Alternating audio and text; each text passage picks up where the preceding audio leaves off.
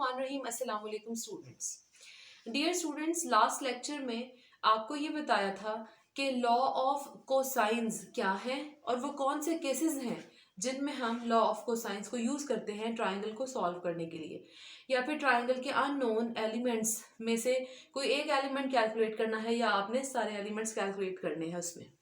Okay, हम exercise start करते हैं। हमारे पास मैथ्स 1 to 3 में एक्सरसाइज 5.4 है और मैथ 113 में एक्सरसाइज 7.4। ओके जी, हमारे एक्सरसाइज का क्वेश्चन है, in any triangle ABC by using law of cosines. उसने खुद ही बता दिया कि लॉ ऑफ कोसाइंस से आपने ये सॉल्व करना है क्वेश्चन। अगर आपको ये वो ना भी बताता कि कौन सा लॉ यूज होगा तो आप खुद भी केसेस को माइंड में रखते हुए ये डिसाइड इजीली कर सकते हैं कि किस क्वेश्चन में कौन सा या कौन सी कंडीशंस है जिनमें कौन सा लॉ यूज होता है, आइदर लॉ ऑफ कोसाइंस है या लॉ ऑफ साइंस है। ओके जी, क्वेश्चन नंबर 1 यहाँ पे देखिए, आपको गिवन है small a 56, small c 30, beta 35, find small b। अगर मैं आपके सामने इसकी फिगर बनाऊं, यानी हम एक रैंडम पे ऑब्लिक ट्राइंगल ले लें, a with alpha, b with beta and c with gamma. Capital C के opposite small c, capital A के ऑपोजिट स्मॉल a और ये स्मॉल b। ओके जी, हमारे पास साइड A है 56, हम इसको लिख लेते हैं 56, स्मॉल c इज 30, इसको 30 लिख लें, beta is 35 degrees. We have to calculate small b। आप ये देखिए कि हमने जो दो केसेस डिस्कस किए थे उनमें से फर्स्ट केस क्या था कि अगर आपको कोई सी दो साइड्स और उनका इंक्लूडेड एंगल गिवन हो। यहाँ पे क्या है कि आपको दो साइड स्मॉल a और स्मॉल c इनकी लेंथ्स गिवन है और इन दोनों का इंक्लूडेड एंगल क्योंकि बीटा बनता है तो ये आपको 35 गिवन है। तो जब दो साइड्स और उनका इंक्लूडेड एंगल गिवन हो तो लॉ ऑफ कोसाइंस को अप्लाई करते हैं। हम चॉइस कर लेते हैं तीनों में से कि कौन सा फॉर्मूला यूज होगा। आप देखिए, क्योंकि हमने स्मॉल b कैलकुलेट करना है और हमें a c बीटा गिवन है तो ये बिल्कुल सिंपल है चॉइस करना। आप देखें कि हमने b कैलकुलेट करना है, हमें c a और बीटा गिवन है, सो फॉर्मूला नंबर 2 यहाँ पर यूज होगा। So consider by law of cosines b square equals c square plus a square minus 2ca cosine of beta. इसमें पुट कर देते हैं, स्मॉल c हमारे पास है 30, स्मॉल a है 56, 2 again small c is 30, small a is 56, cosine 35 degrees. हमने यहाँ से क्या करना है, 30 का स्क्वायर करना है विच इज 900, 56 का स्क्वायर करेंगे 3136।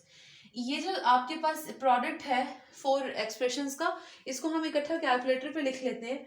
2 multiplied by 30 multiplied by 56 multiplied by cosine of 35 और यहाँ से हमारे पास रिजल्ट आएगा 2752.35। आपकी मर्जी है कि आप पॉइंट के बाद कितने डिजिट्स को कंसिडर करते हैं। ओके, इसके बाद इसकी कैलकुलेशन करने के लिए आप ये सब कुछ कैलकुलेटर पे इकट्ठा लिख लेंगे। 900 प्लस 3136 माइनस 2752.35, तो ये हमारे पास आ जाएगा 1283.65। This is b square. हमने फाइंड क्या करना है, हमने b कैलकुलेट करना है। So taking square root on both sides, क्योंकि स्मॉल b लेंथ है, लेंथ हमेशा पॉजिटिव होती है, सो आप सिर्फ पॉजिटिव रूट को कंसिडर करेंगे। सो ये हमारे पास b हो जाएगा square root of the answer and this is 35.83।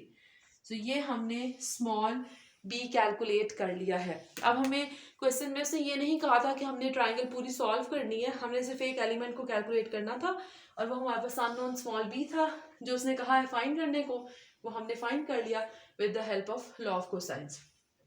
आपको ये भी बताया था कि अगर आपको तीनों साइड्स की लेंथ गिवन हो तो भी आप लॉ ऑफ कोसाइन यूज करेंगे। उसके लिए हमने थोड़ी अरेंजमेंट चेंज कर ली थी फॉर्मूले की। बहरहाल फॉर्मूला एज इट इज भी यूज हो सकता है और मैंने last time cos alpha, cos beta, cos gamma की अलग से वैल्यूज भी आपको कैलकुलेट करके बताई थी। तो हम एक ऐसा क्वेश्चन ले लेते हैं एक्सरसाइज में जिसमें हमें तीनों साइड्स की लेंथ गिवन हो और हमें एंगल को कैलकुलेट करना हो। सो देखते हैं हम ऐसा क्वेश्चन जिसमें तीनों हमारे पास साइड्स गिवन है। सो एक्सरसाइज में अगर आप देखें तो आपका क्वेश्चन नंबर 7 है जिसमें आपको 3 साइड्स और गिवन है और दोनों एंगल्स, आपने 2 एंगल्स कैलकुलेट करने हैं। तो question number 7 is small A is 13, small B is 10 and small c is 17. Question is find alpha and beta. So alpha और बीटा दोनों कैलकुलेट करने हैं। अब हम ये करते हैं कि हमें क्योंकि अल्फा सबसे पहले कैलकुलेट करना है तो हम cos अल्फा वाला फॉर्मूला ले लेते हैं। जैसे आपको बताया था cos alpha equals B square plus C square minus A square over 2bc। जैसे हमने वैल्यूज इसमें पुट करनी है।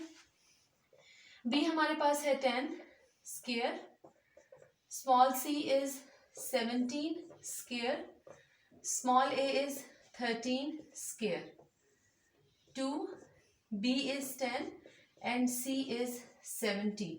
सो हम इसकी कैलकुलेशन कर लेते हैं। आप ये भी कर सकते हैं कि आप सबके स्क्वायर्स अलग-अलग से पहले कैलकुलेट करें फिर कैलकुलेशन करें।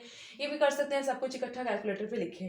तो मैं यहाँ पे ये कर रही हूँ कि सब कुछ इकट्ठा कैलकुलेटर पे लिख रही हूँ। 10 square plus 17 square minus 13 square. तो ये हमारे पास बनता है 220। ठीक है, इसी तरह से 2, 10 और 17 को मल्टीप्लाई कर दें तो ये हमारे पास बनता है 340।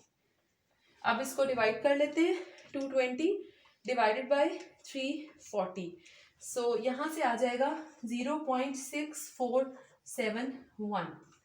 कोई स्पेशल रीज़न नहीं है कि मैंने पॉइंट के बाद 4 डिजिट्स नहीं है, आप 2 डिजिट्स भी दे सकते हैं। हमें क्योंकि अल्फा कैलकुलेट करना है सो कॉस इनवर्स 0.6471।